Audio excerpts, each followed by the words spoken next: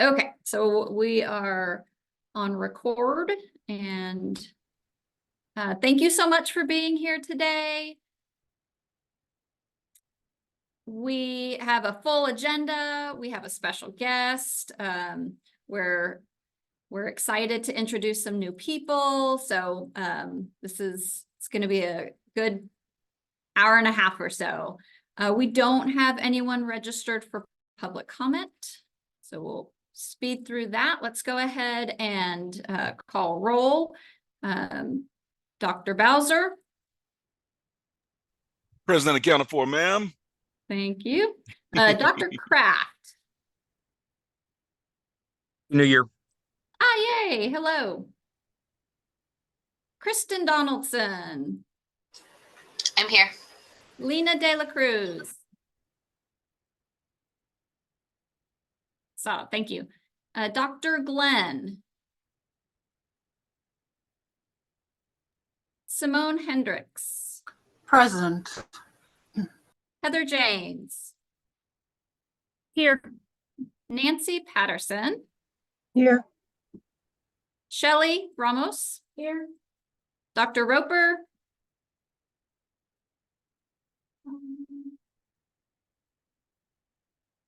Lonnie Webster.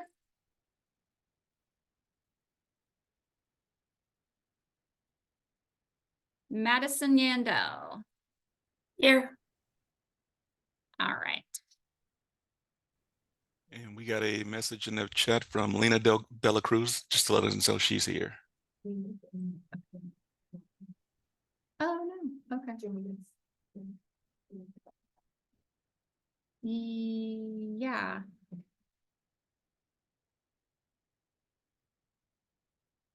So we're speeding through public comment. We don't have any.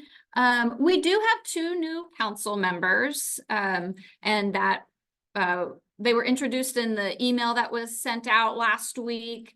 But I'd like to just take a little time to let them, not them, we only have one with us today. But so I'd like to introduce Nancy Patterson. She is, represents the district administrator role on the council. I'll let her introduce herself. She brings great experience to the council. And then our other new person, Heather James, is sitting in for. That is Captain Huffstetler, and I will let her say a little about him, but we'll start with Nancy. Hi, thanks, Sherry. No pressure being the first and only one I know. here.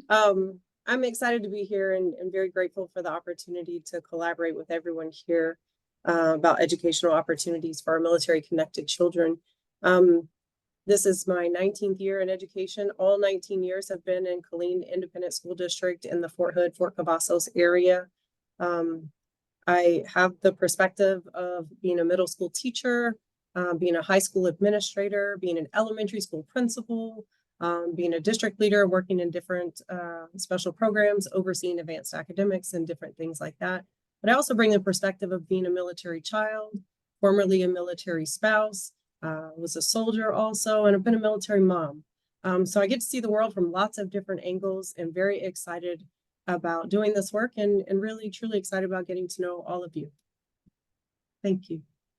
Thank you. And Heather, do you want to tell us a little bit about Captain Huffstetler?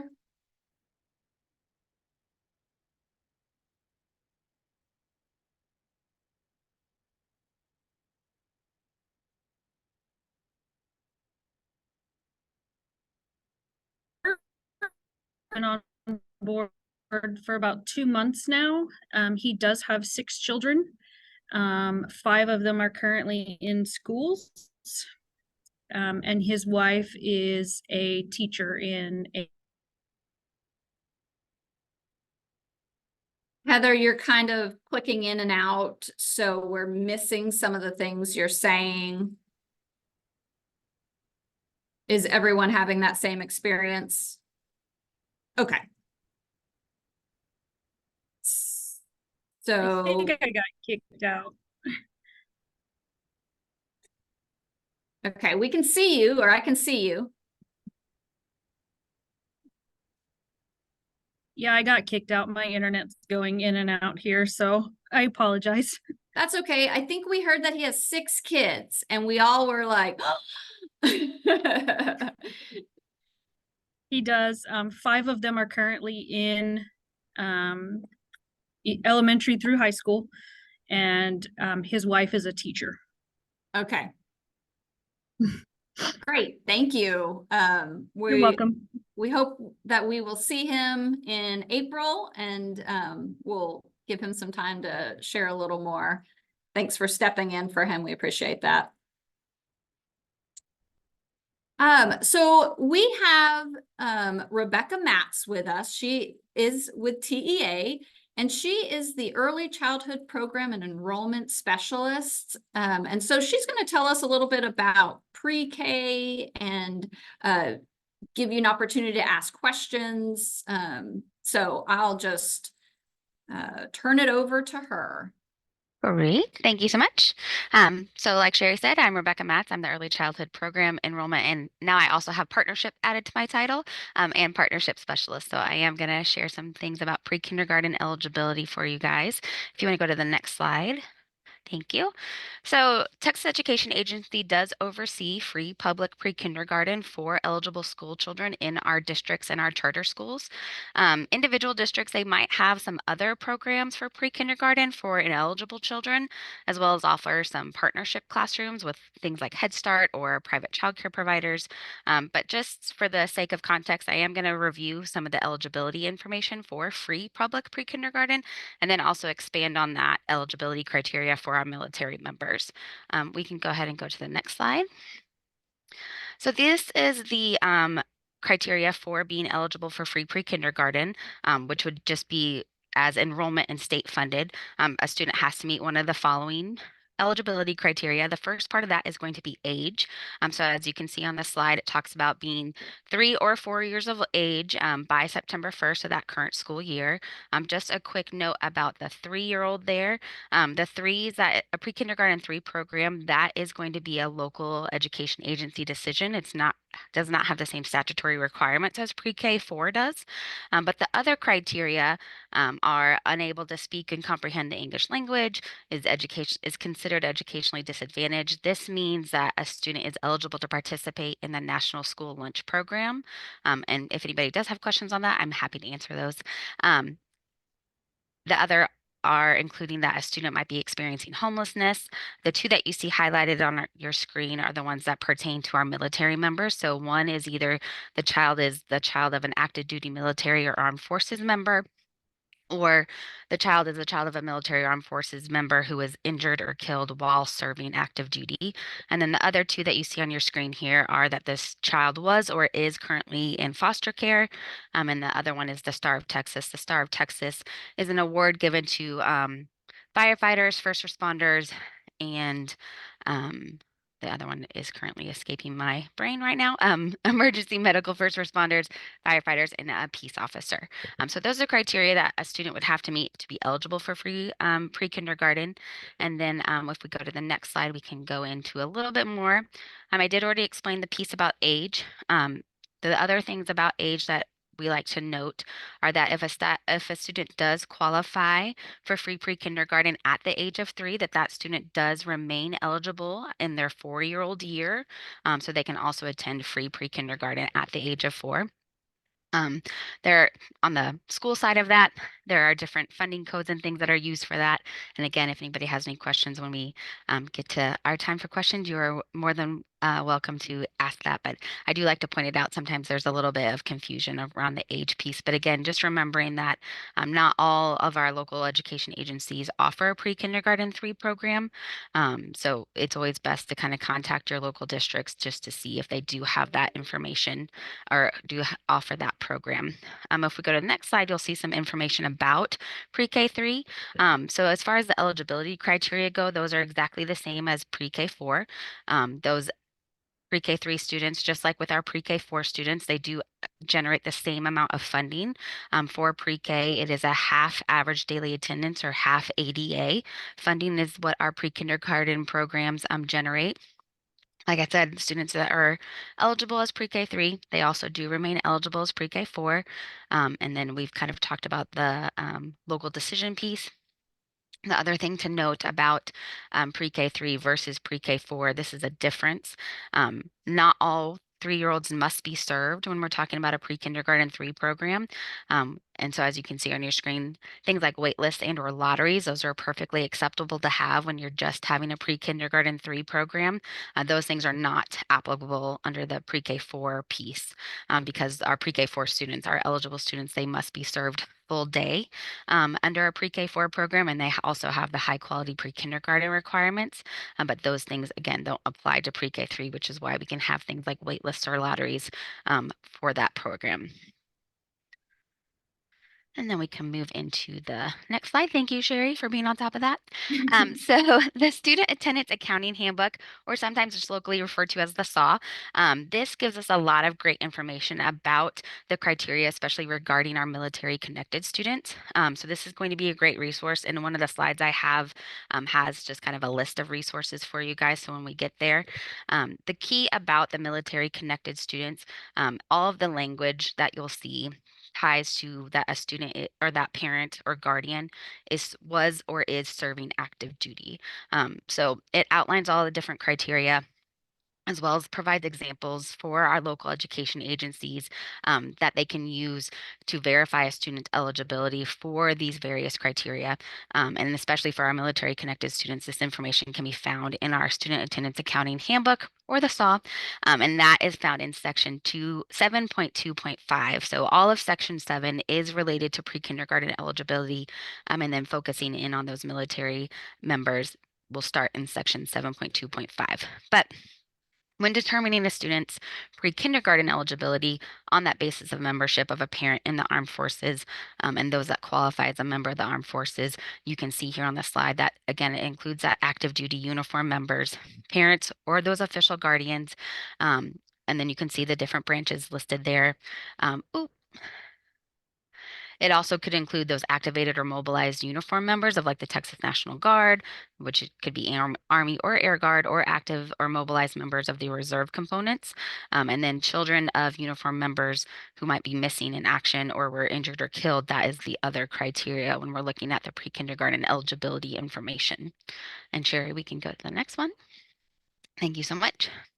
So while that previous slide offered a little detail about the membership of the parent or the guardian, the Student Attendance Accounting Handbook, or SAW, does go on to add that for the purposes of eligibility in a pre-K program, a child is considered to be the child of a member of the armed forces if either of the following conditions are met: that it's a biological or adopted child, or it could also be a stepchild of that member of the armed forces. The key with either of those is that that child is residing here in Texas, even if that parent is away or step parent is away serving active duty. And then, of course, if this student qualifies for pre-K on the basis of being a child of an active duty member of the Armed Forces of the United States, including those various branches we talked about on the other slide. If that parent leaves the armed forces and is no longer on active duty, that student would still remain eligible for free pre-K. And we can go to the next slide. Thank you so much. So when we're talking about how this impacts pre-kindergarten and also with that military compact, really the key here is surrounding eligibility for kindergarten. As I mentioned in one of the earlier slides, there's this issue of age for our eligibility for pre-kindergarten, and that also happens on the kindergarten side as well. For kindergarten in Texas, as with first grade and pre-K, that the cutoff is always September 1st. So for kindergarten, that student would have to be 5 by September 1st, that current school year, to be eligible for kindergarten. With this military compact piece in place, this allows a student who's successfully completed pre-kindergarten in another public school to be eligible for enrollment in kindergarten, and they might not have necessarily satisfied that age requirement. So the military compact does allow for that child of the military family who moves into a district from another member state to be admitted and considered to meet that age eligibility requirement to generate that funding, that average daily attendance. There are some items here that I included on the bottom of this slide These are some things that the Student Attendance Accounting Handbook talks about, should be presented when that student is being registered.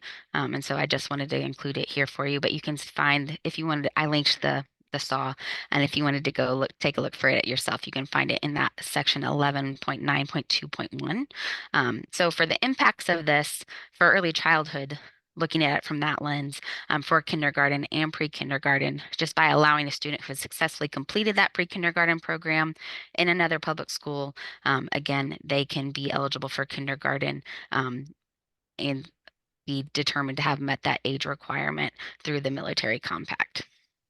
And then that last slide here, Sherry, if you go over there, these are just the various resources that you guys can access. I think these will work because Sherry, you'll send the slides out, right? Yeah, so Yes. all of these links are live for you guys. You can click on them and it'll be directed there. But on the early childhood side of things, if you have more questions about pre-K 3, also we have a pretty robust frequently asked questions section for early childhood type questions. And then you can see that I've outlined the other pieces of the SAW for the military and armed services, and then some other areas of our early childhood education website that might have some helpful information for you. And then the last slide, next slide, if you go to that one, Sherry, this is our early childhood education support portal. You can use that link or you can scan that QR code. Basically what that is just a place where you can come and ask any additional questions that you might have. What it looks like, it kind of looks like a Google form or a Smartsheet form.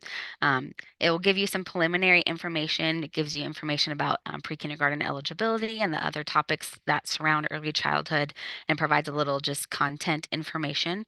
But if none of that actually answers your question, there will always be a section where you can say, I still need more support.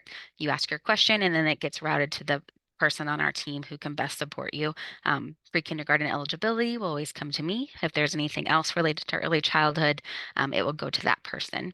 But that is pretty much it in terms of my presentation. And of course, now we have time for anybody to answer and ask any questions. So how else can I support you guys today? Hi, Rebecca, one question for you. Sure.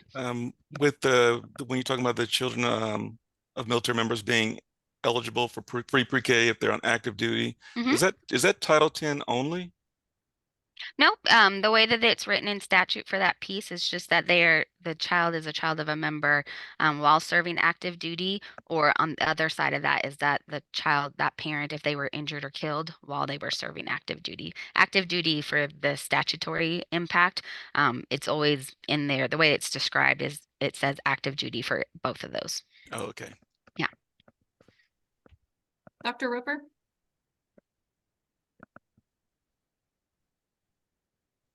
We cannot hear you.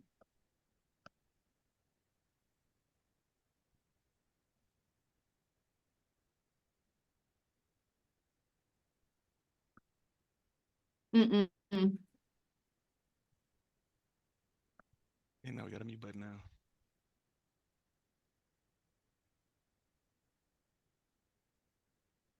No. I'm going to try the chat. You can drop it in the chat and I'll answer it live for you.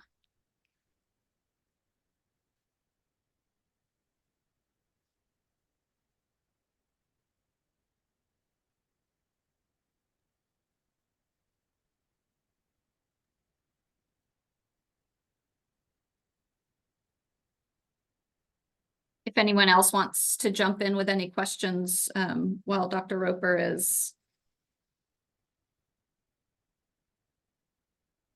We cannot hear you. How about now? Yes. Yes.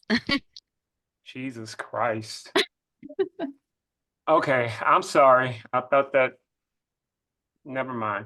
That's okay. The question that I have is, so I know that pre-K 3, based on what you said, only gets half-day funding. Is that the same thing for pre-K 4? It's still half-day funding? Because we have pre-K 4, but we offer it's a full-day program, so we obviously pick up the other half, but it's still Correct. half-day for 3s and 4s. Yes, the way it's funded is a half day average daily attendance. And then typically the way that a lot of school districts might fund that second half, they might fund it through local funds, or they can use some of their early education allotment for that half.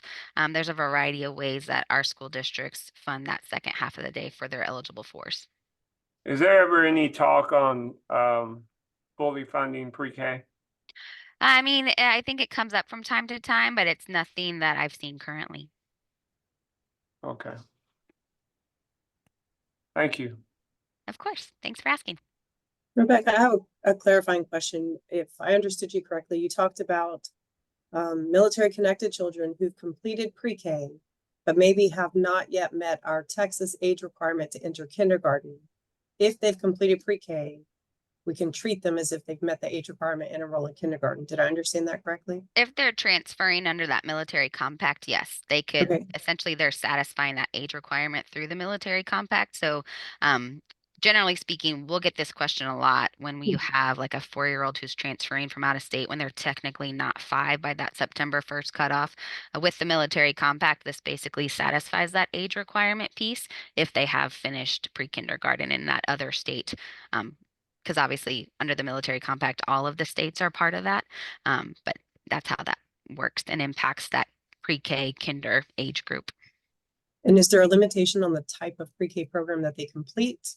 Like if they completed at a charter school? My understanding is that it would have to be a public pre-kindergarten Okay. through that. All right. Thank you. Sure. Thanks for asking. I think that that is an important clarification because I wonder how many of our schools registrars are turning kids down because they haven't met that age requirement. And I think it's critical that our folks know about that because we don't want to be cheating kids out of opportunities because we don't know what the law is. Yeah.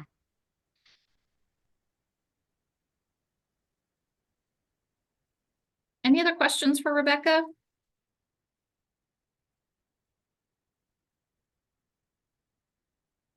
Okay, thank you All so right. much, Rebecca. Really appreciate you. Sure, of course. joining us. And And if anything comes up after, just feel free to use that portal and we'll answer any of those questions or offer any support we can.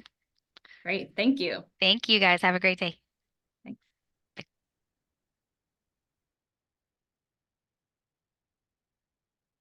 Okay, so we're gonna jump into business.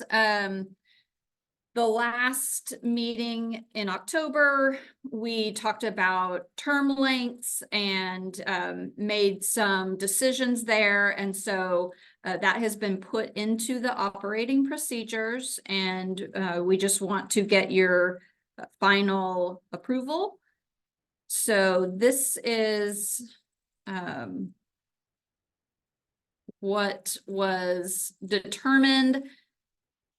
You can actually, I made it, this one's a little bigger. I don't know, can everyone see it okay?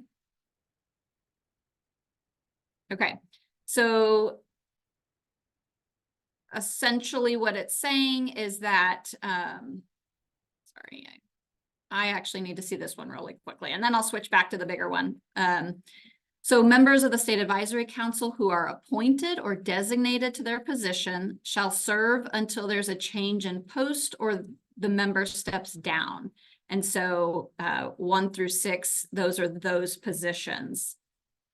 Then positions, all the other positions shall serve 1 2-year term with the option to extend the term 1 additional year. And so 1 through 6 then lists out those positions. And those positions would be staggered so that we're not having a whole new group coming in. So the non-appointed positions will have staggered terms. And so this is what you all talked about at the last meeting. And if there's a motion to approve this language, we'll take it.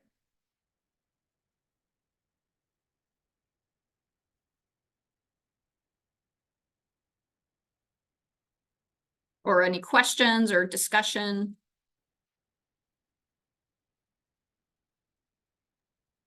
I have a question. Sure. So with the option, I'm on E, with the option to extend the term 1 additional year, is that up to the council or is that up to the individual?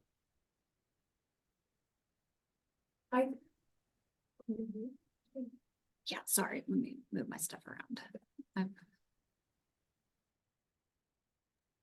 So Dr. Roper, I think the conversation that we had was that that would be up to each individual to decide if they wanted to go an additional year.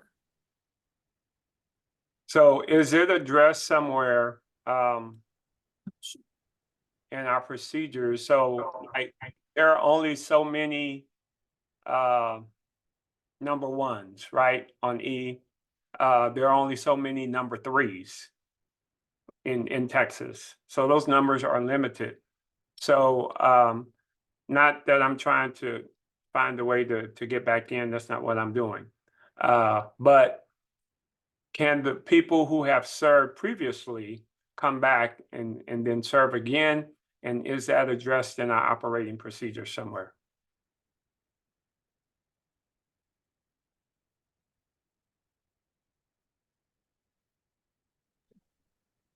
I muted. So I don't believe that's addressed in our operating procedures, but we can certainly add it, but I don't, I think given that it's not disallowed in the operating procedures, you can absolutely have somebody return to the council. I think we had kind of envisioned that when we first created it. So yeah, I think that's certainly a possibility. I think I do recall that you mentioned this at the last meeting where there's maybe only 3 of you, maybe 3 or 4 military school district superintendents. So yeah, I think we'll have a little slightly different set of circumstances around that position. And then the next question is, how soon can they return? How soon can they return? Do they have to sit out a year? I think that might be up to the will of the council.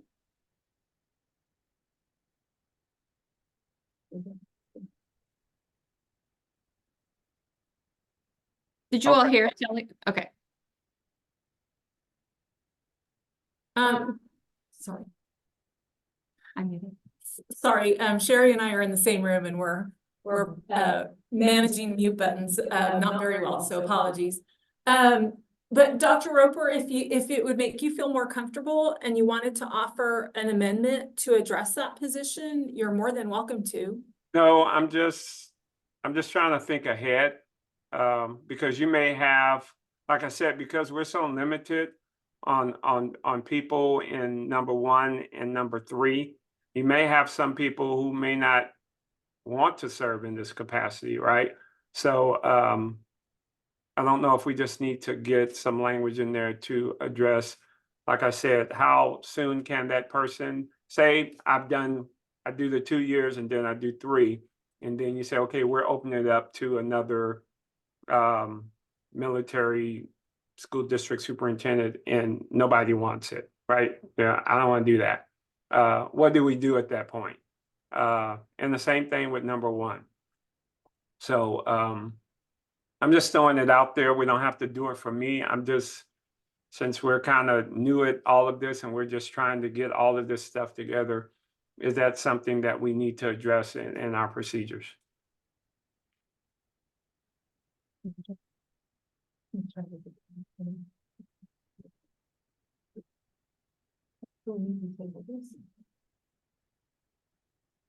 Okay, is there anything anyone else wants to say about this, either what Dr. Roper is bringing up or any of the other pieces of this operating procedure?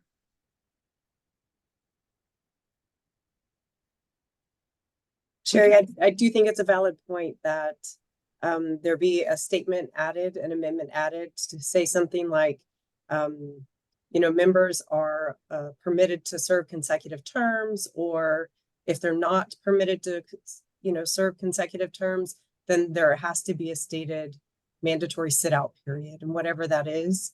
Outside of that amendment, I think everything that's stated here is very clear. I'm happy to push forward a motion with that amendment, but I don't know that we have a consensus on what the amendment should say.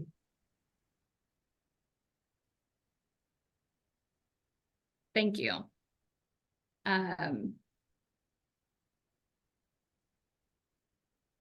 So I don't know if it's that we create another category.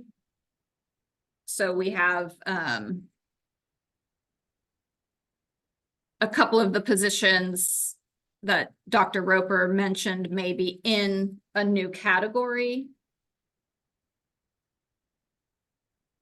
I don't think they need to be in a new category. I just think Okay. maybe if we can do maybe an asterisk for those positions and then put something in there, you know, stating what Ms. Patterson recommended for those particular positions, because you don't have an unlimited amount of people to fill those slots.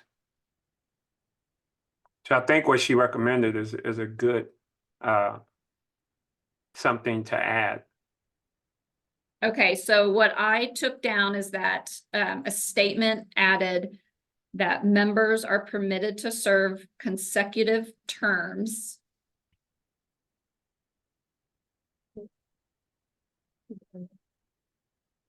Is there an if, or for those specific positions? Is there a general if, or is it that if they are of this or that position?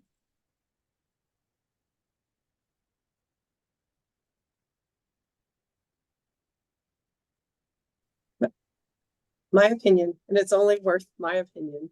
I do feel like number 1 and number 3 under item E would be difficult to fill. However, when you look at the other positions, for example, number 4, finding a school counselor will be much easier than finding a military school district superintendent.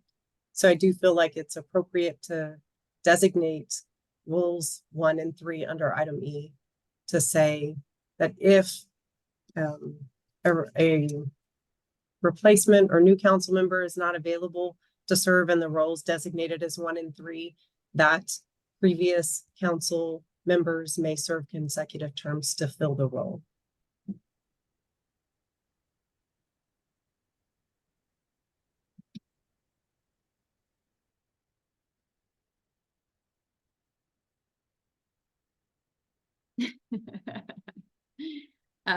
Shelley asked me to repeat what you said. So what I have is that we're going to add a statement that members are permitted to serve consecutive terms if, and this is under E, if positions 1 and 3 do not have a replacement.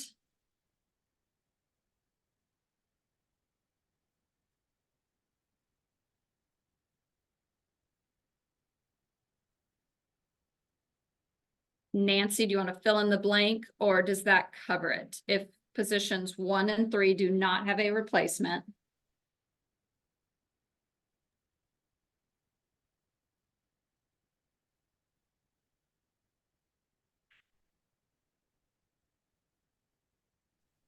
You want say that again? Say your statement again, and I'll tell you if I need to add to it. Okay. Members are permitted to serve consecutive terms if positions 1 and 3 do not have a replacement. That needs to be switched. So Yes, if positions 1 and 3 do not have a replacement, those members are permitted to serve consecutive terms. I agree. Yes.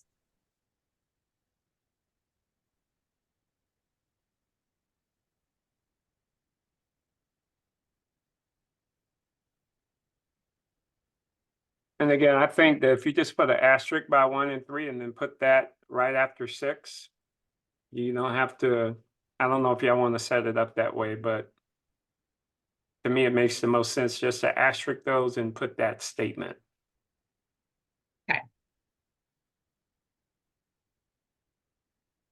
Do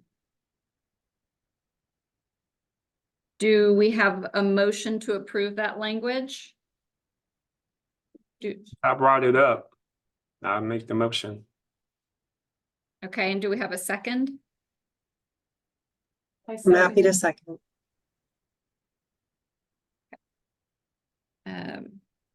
And then if we can take a vote.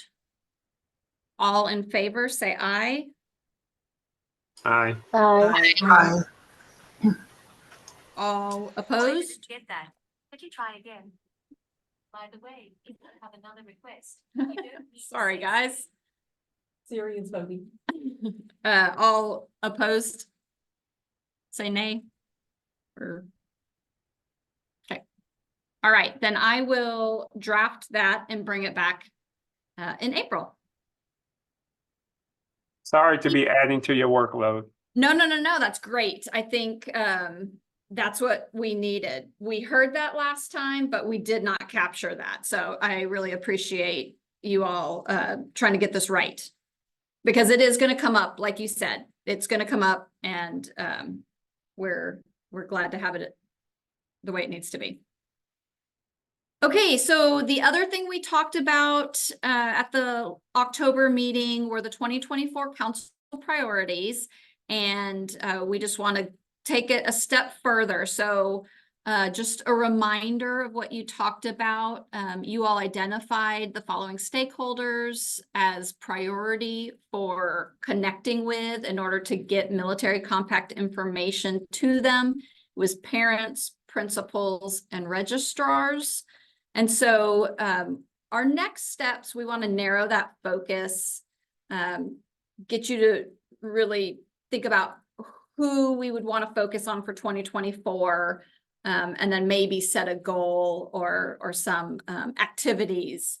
And so there are a couple examples here. So if the priority is principals, then we could submit a proposal to present at the Texas Association of Secondary School Principals and the Texas Elementary Principals and Supervisors Association, their annual conferences. So I'll be honest, this is something that we're going to do anyway.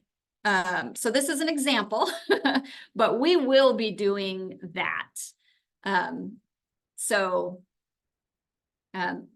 Another example is if the priority is parents, then we could work with the military installations and the Military Child Education Coalition to create some presentations specifically to parents.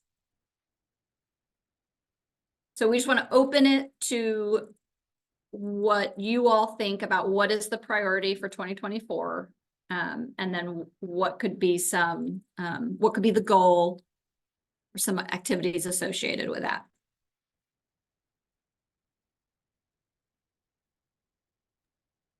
Hey, I would recommend that we add to that list TASA.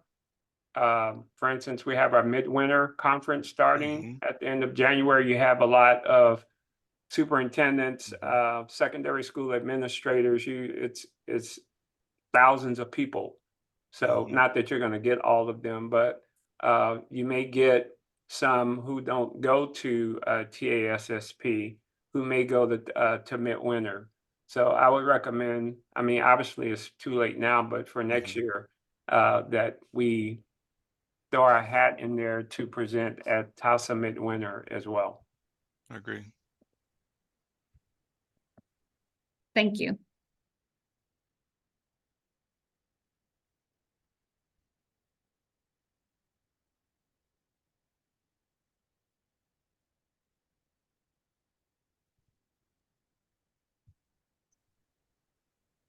I'm not Shelly.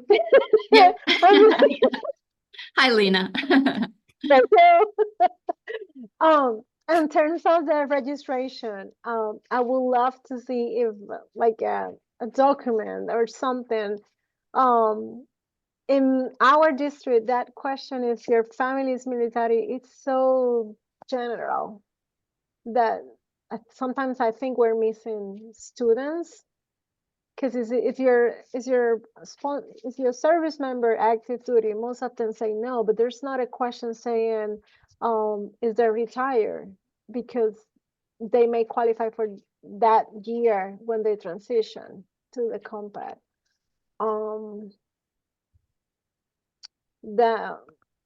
The person who was talking about the registration for pre-K and K, it's amazing that age gap sometimes stays in the East Coast, and here I love to hear that answer for the 4-year-olds that complete pre-K and then come here, and sometimes they are retained, unfortunately, because we don't know that they can be considered for the kindergarten.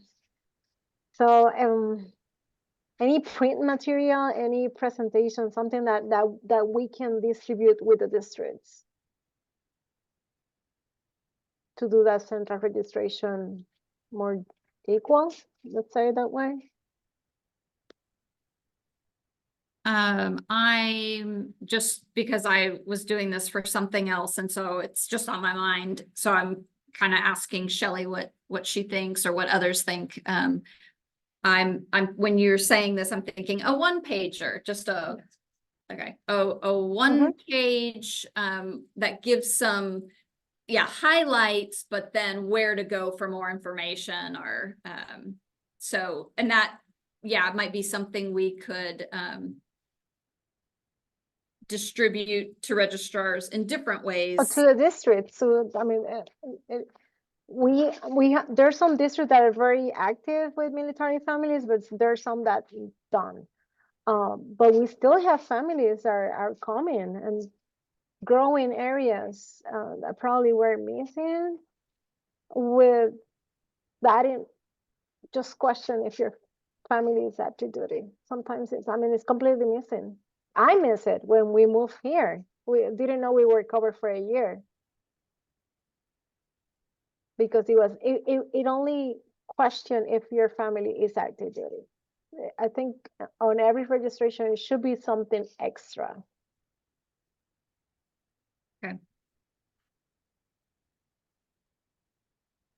Lena, is that something that registrars are usually responsible for obtaining from the parent?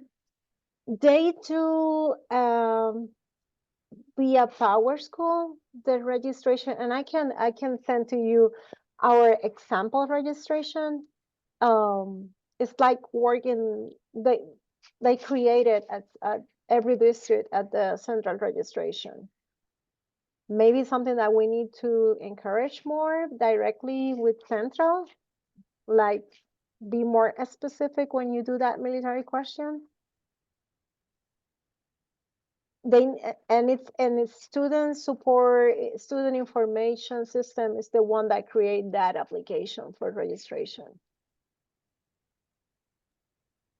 So Lena, That's something we can talk about. Yeah, I'm sorry, I was just going to ask Lena a question. So Lena, does everyone who uses the same SIS, the same student information system, PowerSchool, do they all have the same military student questionnaire, I would or love to know. does it vary by district? 'Cause Let me, I have Houston's example, but that's the only one I've ever seen. let me reach out to, I have a friend in Aubrey, which is another district close to us.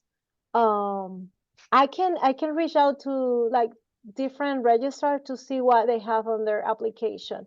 Probably the one for closer to the joint base that they have is mostly reserved, but they have schools around. Maybe they can share with me how the application looks like to identify military student, maybe something general, but that's something I always like keep saying, like it's not only the active duty. How about if they transition or their Gold Star families? No, this is great conversation, because that's something I've been thinking about anyway. I mean, because all districts create their own MSI, military student identifier questionnaire, but because we don't have authority in statute to mandate anything, but we can certainly work towards on the program side, the military connected student program side, we can work towards creating a sample MSI questionnaire. There's one that MSEC has that's out there, but it's a few years old. But I think that with the feedback you just gave, I think that's worth certainly looking at and developing a sample one that can be done here on the Military Connected Student Program side that sheds more light on that. And I'll talk a little bit about this in the program updates part, but we're trying to make sure right now, this time of year, usually we're trying to make sure people understand the difference between the MSI and the impact aid survey. And so because right now, like that's coming up soon, deadline. So that's thank you for that feedback. I've written that down as something to reach, and I may even reach out to you to give a little bit more information about that as you gather more information from other registrars. And that'll be my assignment for the next meeting. Try to gather different applications from other districts to see how they address that question. Thank you, Lena. Okay, thank you.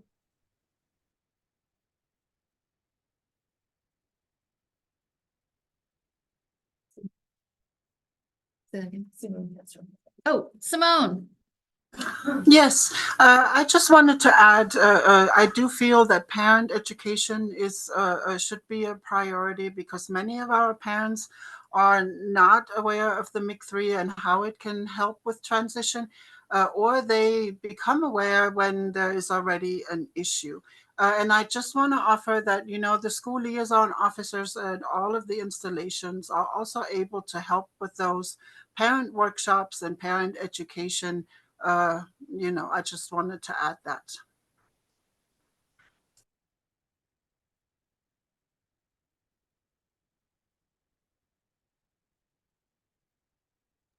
Thank you, Simone. Simone, I have a question. So, I mean, I think your point about parents not being that well aware of the compact is an important one. When we reach out through the school liaison's office, how do they ensure that they kind of spread a wide net in messaging this for parents? That we are about the Interstate Compact. So we are able to do workshops when the school districts, for example, come to us and they say, can you please come out and give a presentation to our parents? Then we coordinate that with the school directly or the district directly. I know at least for the Army SLOs that should be the same all over Texas because we have these workshops that are available to us that we can share with the parents. And we also, provide that information to our local districts that we are available for parent workshops. And the MIC3 is one of those. Did that answer your question, Michelle? Yeah, it did. Thank you. Sherry, I think one of the things that happens specifically with soldiers that are transitioning into an installation, whether it's in Texas or anywhere, there's an in-processing checklist that they have, and they have to visit several different places on the installation to receive information or to do something to complete in-processing. And going to the school liaison office is one of the things on the checklist here at Fort Cavazos. So I know that our partners in the school liaison office here are amazing. With the district, we partner quite a bit. The Fort Cavazos Education Summit is coming up. Dr. Bowser, you talked about coming here in a couple of weeks for that event.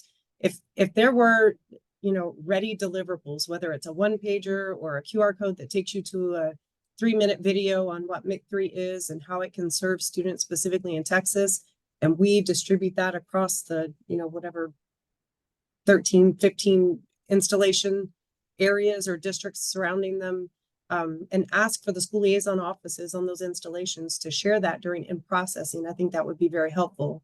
And if that same information is available in the schools that they're going to register in, they're seeing the same information in both places. Sometimes it's hard with MIC3 because everyone thinks that it applies in every state exactly the same way, and that's confusing. And we don't really have control over that. But if the installation and the school district are both providing documents from TEA that say, this is what the Military Interstate Compact is, and here's how you can get information, and here's how it can serve your student, while they're in school, I think that that's valuable, especially with TEA being the author and the provider of those materials, it adds more credibility to it. It's not like, well, this district said one thing, but this district over here said something different. If it comes from the authority of TEA, it's a little bit easier for people to absorb and to trust that they're getting consistent information everywhere that they go.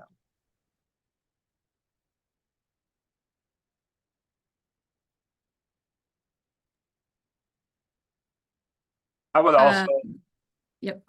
I would like to add, there's another organization, the Military Impacted Schools Association. They serve, it's MISA, M-I-S-A, Military Impacted Schools Association. I actually sit on the board of this organization, and they already do this. They go to different places, but this is a national organization, but they do it in states that have high concentrations of military connected kids.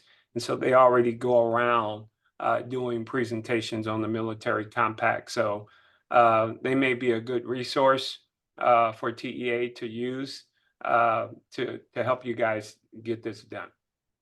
And I have a contact if you need it. Thank you. I saw Kristen's hand. Yeah, I just wanted to quick piggyback off of what Simone said, just kind of the importance of educating the parents, because the more they know, the better they're going to be able to advocate for their students, you know, at their next duty station even, because like you said, it does go across all of it. It's accepted by all states, so it doesn't matter where they go. So I feel like that is definitely the priority, and it blurred out, but they do have the MIC3 brochures that you can get right online. Any event that I go to, I just take a bunch, and it never fails. I always have people like stop and be like, wait, what is this? So just even having those, like I even keep them in my backpack in my car.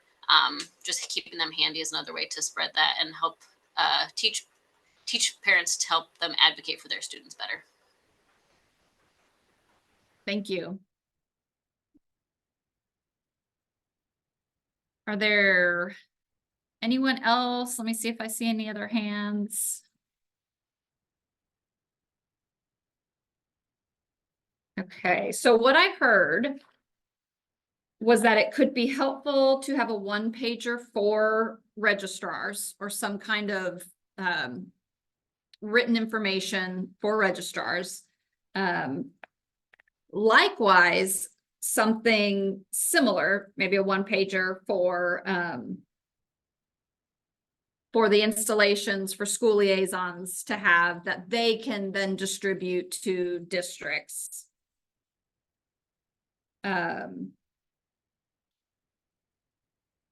We also talked about the military school identifier. Sorry, Jimmy, if I just said that totally wrong. So, and I know you were taking notes on that piece. And so, Yes, ma'am. Lena was going to gather some information to bring back regarding kind of how people are collecting and what information they're collecting. Simone brought up that school liaisons can and want to help with the getting this information out to parents. So really making sure that we're tapping into those school liaisons. And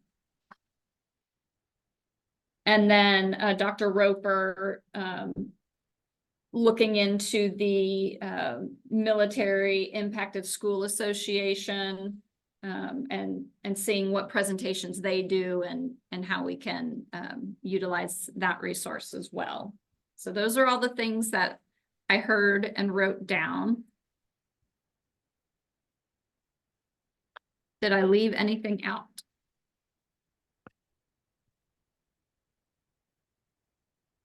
Okay, and so we will continue to do what we do. Oh, and adding the TASA. That was the other one that I didn't mention, the midwinter conference for that. So so we didn't narrow the focus. What I'm hearing is that, but there are just a couple things that we could do for each of these groups.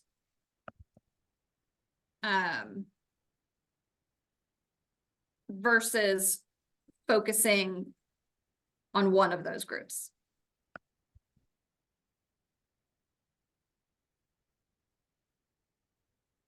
Yes, you all want to just do a couple of these things for each group versus let's pick parents and just really hone in on parents. You're like, let's do a few things for a few groups and start down that path anyway. And then we can reevaluate each meeting and see, you know, how it's going with this one. And we can always change direction or just keep going. I agree with that statement. Okay. So I think what we'll do at the next meeting is we'll bring you a more specific list of deliverables or action steps. And if we have any of those, like a one-pager ready for you all to review, we'll have that as well. And that way we can make adjustments to it. So it's the most useful document that we can have. And we'll kind of slowly go through the list and get all of those things taken care of. Okay, and in the meantime, please, you know, I'm always here. You can send me messages or thoughts or ideas or questions, and we'll run with it. So we're going to move to council member reports and staff member reports. We'll start with staff member reports and follow up with council member reports. Shelley has a few things that she is going to discuss now.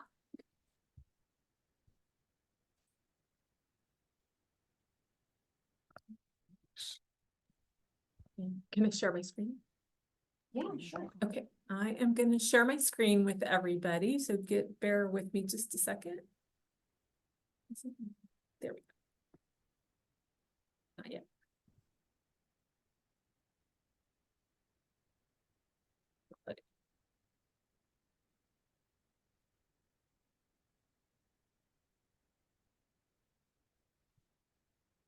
Let's see if There we go. just change Yeah, this. thanks.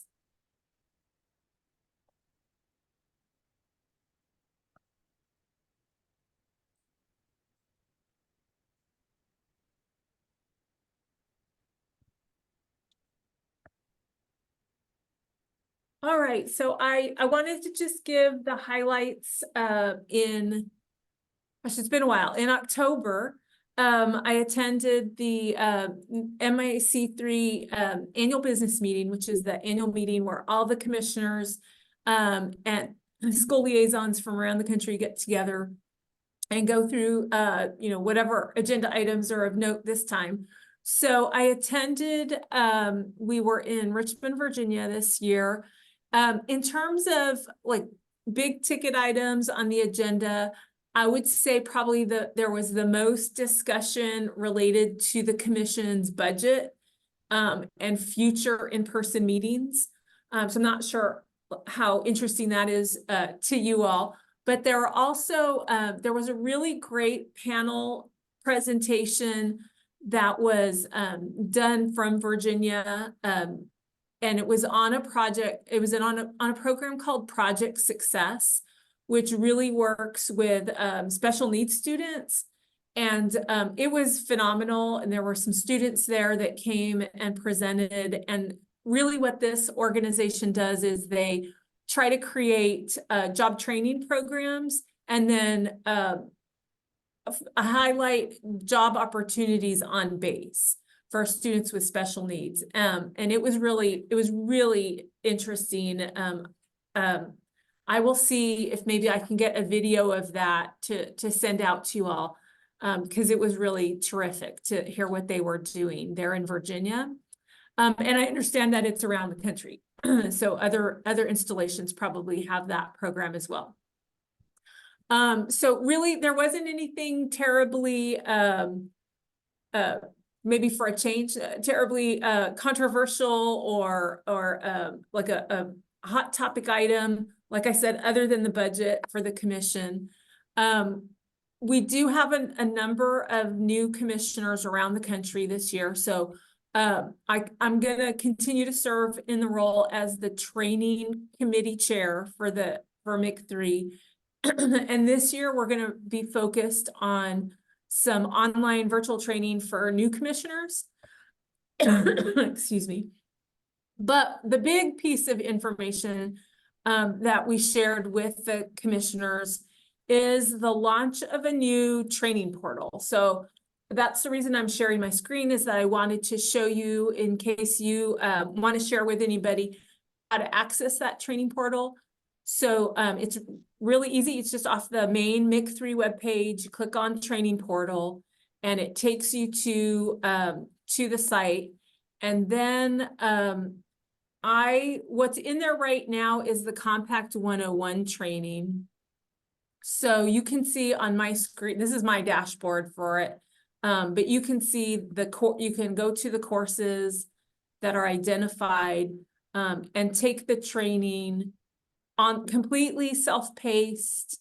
It's interactive. It's got videos and quizzes and things like that. So you can see it tells you how long it takes. So this is a really great resource. Anybody can register for the training portal, which we're really excited about, but you can see, these are the courses that I've finished, but I'll let you take a quick look at one of the courses. So it has a video, so that's not just sitting and reading a lot of content, although there is some content that needs to be read. And then there are different tasks. So they ask you to, bookmark a web page, and then you have to take a quiz and score, I think it's 80% or higher on the quiz. And folks can even download a certificate for the courses that they complete. So in this case, you can see I got my certificate of completion. So I really wanted to share this more than anything, just so that you all are aware that this great new resource is available. And especially for those of you who may be at school districts, if you wanted to share this out with your districts, it's up and live. The commission's going to gradually add more training opportunities in here. If you have ideas for training that should be added, I think that would be terrific. Send them my way, and I'd be happy to share them with the commission or the executive committee for the commission and see how that goes. But that, to me, I'm biased because I'm the chair of the training committee, but that was the big kind of exciting item to share out this time around. I think the only other thing that I would share is that there is a new Compact 101 training that's in American Sign Language. So last year they launched a Spanish Compact 101 training, and now they have an ASL training. So if you have folks, we were just talking about parents who might benefit from either of those two versions, those are available on the MIC3 webpage. And that's it for me.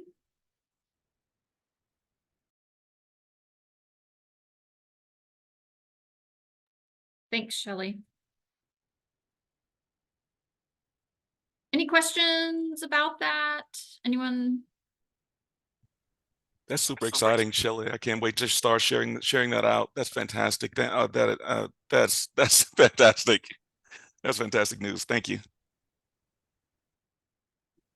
Shelley, do you know if this training will be accessible to school counselors, and is there any intention to make this specific training for MIC3 a requirement for the Purple Star application? So the Purple Star is Jimmy's area, so I would let him take that one. I do think they have to do Compact 101 training. Yes, This, I ma'am. think, would make it easier to get a certificate of completion and all that. So, but yeah, it's available to anybody right now. So they just have to create an account in the portal, and they're all set. And I'll be sharing this at the Ed Summit in Killeen in a couple weeks, because this is the most exciting news I have to share. All right, Jimmy, we'll turn it over to you. All right. Well, good evening, good afternoon, everyone. Again, my name is Jimmy Bowser. I'm the Assistant Director of the Holly Mobile and At-Risk Student Programs Division here, as well as the Family Liaison Representative for the State Advisory Council. She's got a couple of program updates. We had a training back on December for Impact Aid 101. We started getting a lot of questions and about Impact Aid. So instead of explaining to everyone over and over again that Impact Aid doesn't flow through TEA, I just went ahead and we invited Dr. Billy Walker, who's the executive director of the Texas Association of Federal Impacted Schools, which is the Texas version, I think, of what Dr. Roper was mentioning with MISA, I think. No, it's MAFIS. No, Davis. Well, anyway, but we had the training, and he went over some things. We did record the training in the process of getting it updated. I mean, upload it to our website. We're going through the accessibility pieces and all that, and so we'll have that posted to our website very soon. Some information on Impact Aid, just for districts, so that if they have questions, we have at least a basic Impact Aid 101 video that they'll be able to go to. So we're in the process of creating that for school districts. Right, next. As I mentioned earlier, Impact Aid, the deadline is coming up here very soon. And so for folks who have not gone in and set up their Impact Aid account, this is the website where you can go in and set up the account, where you apply to get access, to get a log on for what they call the IAGS, or the Impact Aid Grant System.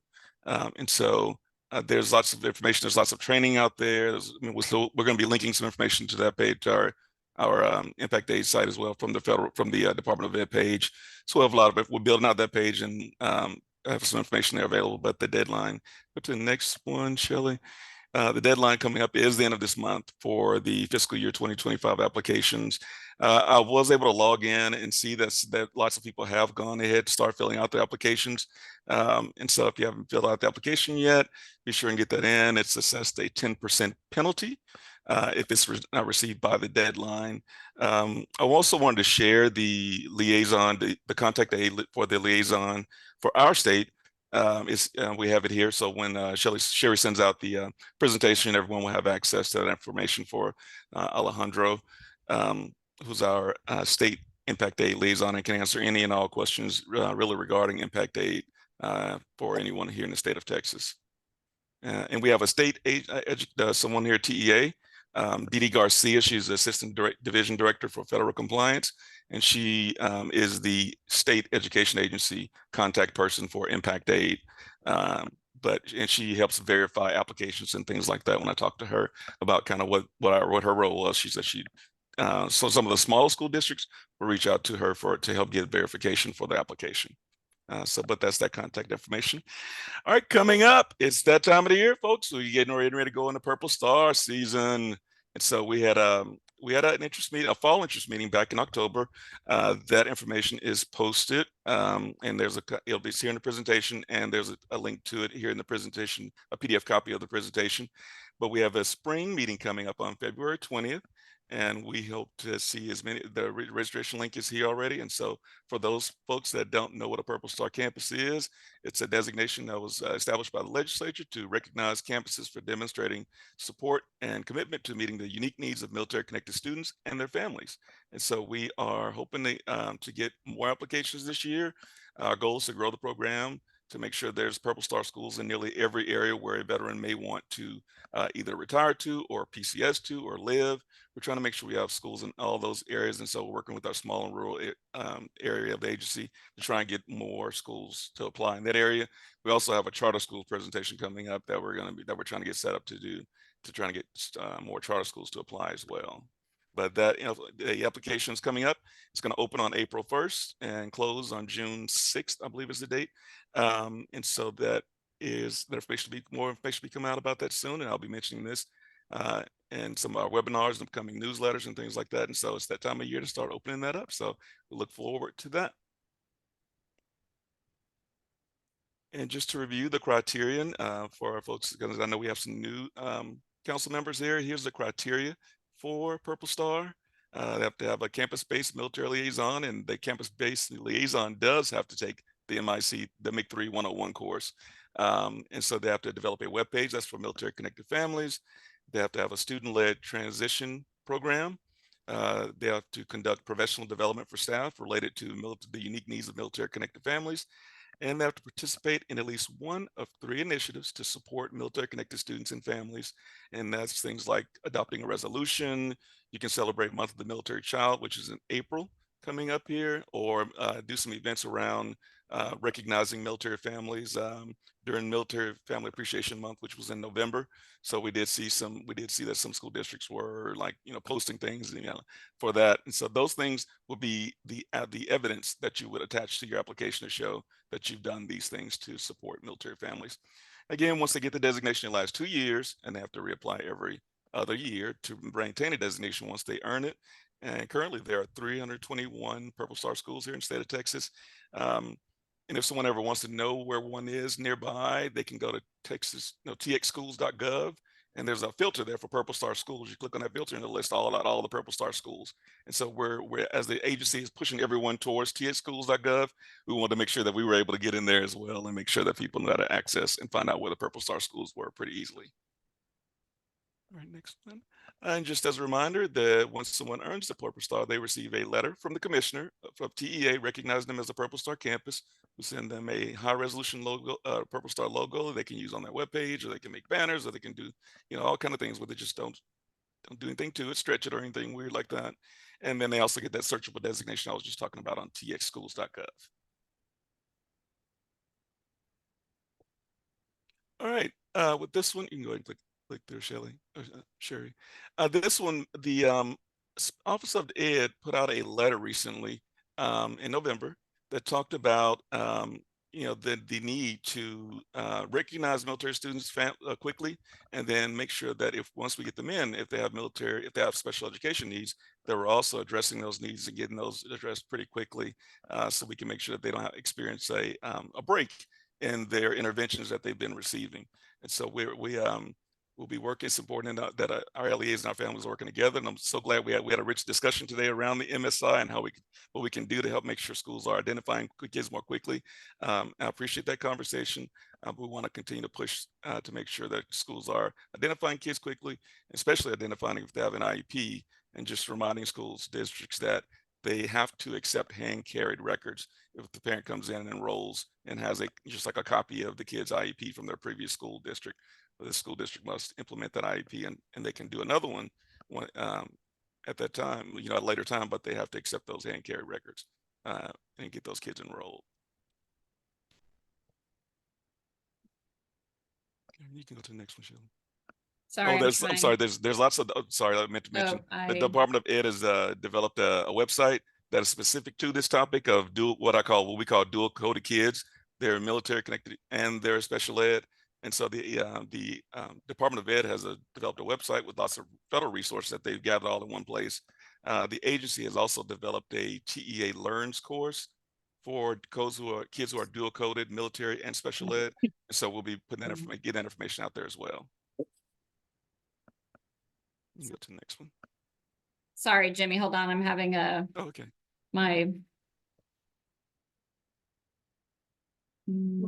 maybe this. Okay, you are. Okay, there we go.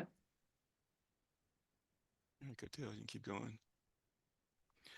And this is so if you go to that page that's going to be linked in here, here's the page that you're going to come to. It's the Department of Ed's Military Connected Children with Disabilities page. And so I've linked the site at the bottom of this slide.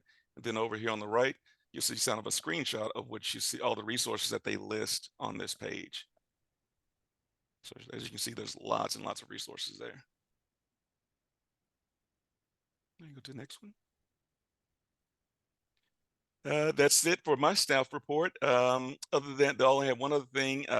There's a SBOE meeting coming up where they're going to make some more some steps to adopt the recommendations that we talked about at our last meeting for the different bills that were passed to bring with regards to military spouses and reciprocal certifications and things like that. So there's going to be an update coming on that at our next meeting, but I just wanted to let you know there's a meeting coming up there's an SBOE meeting coming up on that in February, and I can get that information to Sherry when she gets ready to send out this presentation to share with you guys for the SBO meeting for that one. Yeah, the SBOE meeting is January 30th through February 2nd. There we go. Yes, it. Hey, Dr. Bowser, I would just want to make a clarification. TAFIS with Dr. Billy Walker, MISA is not the parent organization, it's Okay. NAFIS, which is the National Association of Federally Impacted Schools. That's it. And Gotcha. I'm actually the president of TAFIS. So I work real close with Dr. Walker. Oh, that's Just awesome. FYI. I wish I'd known that. I would have gotten you to come in and speak No, on that as well. no, you got the right person. You got the right person because he does it at the national level. So he's the expert. I know a little bit about it, but I'm not. Yes, sir. But there's my contact information, especially for our new folks. Please take down my contact information. Feel free to get in touch, send me questions anytime, or give me a call or anything, and we can talk. Happy to help come out and do presentations or whatever is needed. So just let me know. And thank you so much. I appreciate your time. Thanks, Jimmy. Hey, Shelley, can I add Sherry, can I add one more thing before we move Yeah. on? We have been getting just an update. Not only I'm thinking about this because I keep seeing emails popping up over here. We're starting to get a lot of emails and from parents from districts that are not honoring HB 2892 and 1959, which were the ones that called for the automatic enrollment of children of service members and those that are peace officers. We're starting just an FYI for the council. We're starting to get lots of emails from parents that are saying that school districts are not allowing kids to transfer. And so then here at the agency, we have some things that we do to try and mitigate those things before they go to an official commissioner complaint. But let's make sure we just remind everyone, though, that is the law and they must accept those students unless they have done something like change their DOI, their district of innovation paperwork with us to try to opt out of that law. We only have one school district that tried that one, but just the FYI, that's the option to opt out of it is going to be going away at some point very soon. So just wanted to share that with the council. Thanks, Jimmy. So we are wondering if the council would like to do something on behalf of Month of the Military Child in April. Any ideas, please throw out there. A simple idea is we can do a social media post through TEA's social media avenues. We do that. We do that already, Shelley. Sherry. Siri. I think she means the council actually. Oh, okay. Doing a separate one. Yeah, so TEA puts one out, but I think she means the council. Okay, gotcha.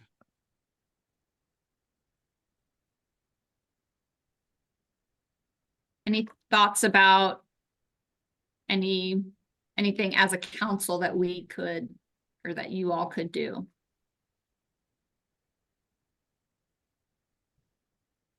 Do we have a social media account as a council?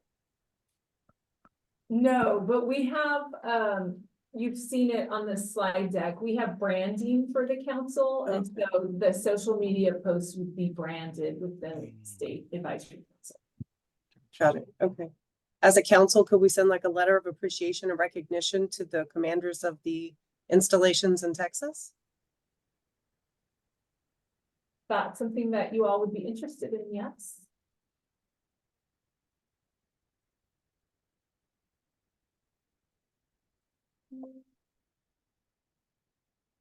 I think that's actually a good idea, Nancy, because then it, helps them remember that the council's here, and if they ever have issues, they know who to come to bring some of those issues to. Does anyone know where we can get that list? Because there's 15 installations here in the state. Does anyone know where we can get that list? If we're going to send that out. I'll get it for you. Okay, thank you.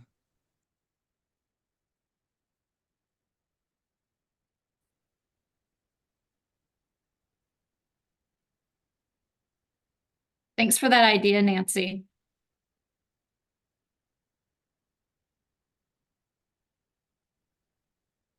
If you get off this call and you're like, I have this great idea, please send it to me. And I can send it out to the rest of the council and ask people what they think, and we can do other things as well. So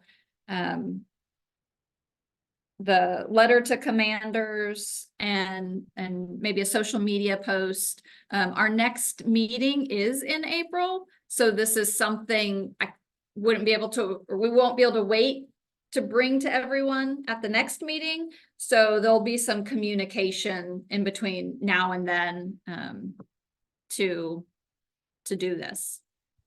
So be on the lookout for that. I do have another thought. I don't know what people think of this, maybe on the council webpage. Putting up some suggestions for ideas or examples of what other districts or installations do for Month of the Military Child. If you all have examples that you'd want to send to us so that we could populate it, that might then help other folks who are thinking about what to do have ideas. I have a few pictures I can share with you.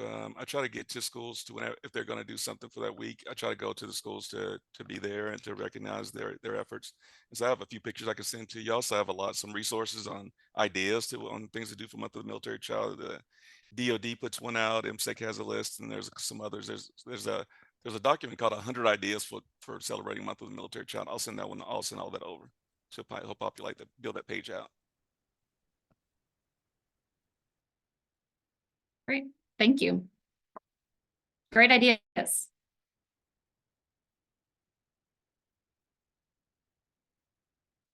All right, anybody on the council have anything they want to talk about, share, celebrate?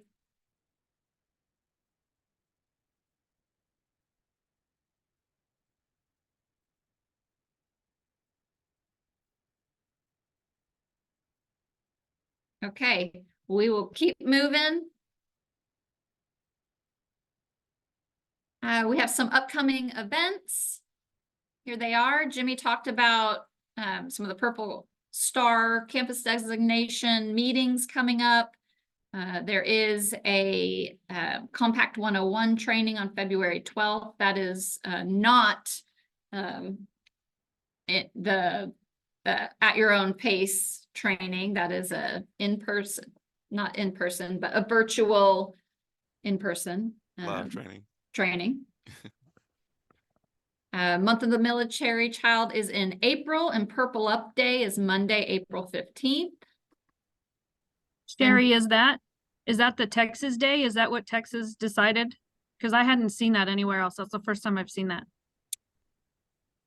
That's my understanding. So if I got that wrong, y'all let me know. If someone wants to. We typically team up. We work with the school liaisons to determine the date that TEA sets as the Purple Up Day. But a lot of times we follow with what DODEA is the date that they set. So Yeah, that may have been what you saw was the DODEA date, and we usually do. I think it was the National Day. Yeah. And that's It's the date that always I the have. same. It's always April 15th. Yeah. But school It's districts usually are on a welcome. Friday. That's why I thought it was weird that it's a Monday. Yeah, Thanks we for usually bringing do that go up. with the second Friday in April, typically here in Texas. But we also try to work with, to avoid confusion, we try to work with the national date and the dates for DODEA and the DOD and that kind of thing. So we try and work together to keep down confusion. But local school districts can do Purple Up Week, Purple Up Month, Purple Up Day, not Purple Up Month, but they can do Purple Up Week. They set their own dates because there's I think that's near some testing. And so there were several school districts that moved theirs to the last week in April or the first week in April last year that contacted me and was like, hey, can we move this date? It was like, sure. I mean, LEA set their own date, but the state has a date that like TEA will send out a post on that day.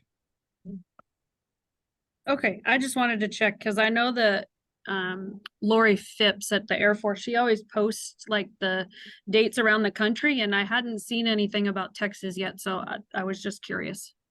And I'm checking on the MIG-3 right now. It says Wednesday, April 17, 2024. Yeah, As Purple Up. Yeah, it's different in different places. It's different. Yeah, so there's no one set one, but we do try to keep the confusion down by working by using the same date that the DOD sets. And we usually just kind of square that up with the liaisons. And Lori is one of them that I usually talk to about Purple Up Day. Okay, so Yeah, thank you for clarifying that. I'm glad you asked that question, Heather. Appreciate that. And then Shelley and I will be doing a counselor training on the military compact for in conjunction with Region 20 on April 2nd. So that's to continue that counselor work that was the priority for 2023. And another important date, April 22nd, is the next council meeting, 1 o'clock on a Monday. And we'll have lots of things that are due April 22nd. So stay in touch in between, and we'll just look forward to seeing everyone then. And that's it for today, unless anybody else has anything any last minute things they want to say. Okay, well, thank you to our new member, Nancy. And thank you to our school liaisons that stepped in for their installation commanders. And thank you to all of our other members who are here each and every time we have these meetings. We really appreciate you all and the work that you're doing. Thank you. Thanks, Sherry. Thanks, Shelley. Thank you guys. Thanks, council. Bye.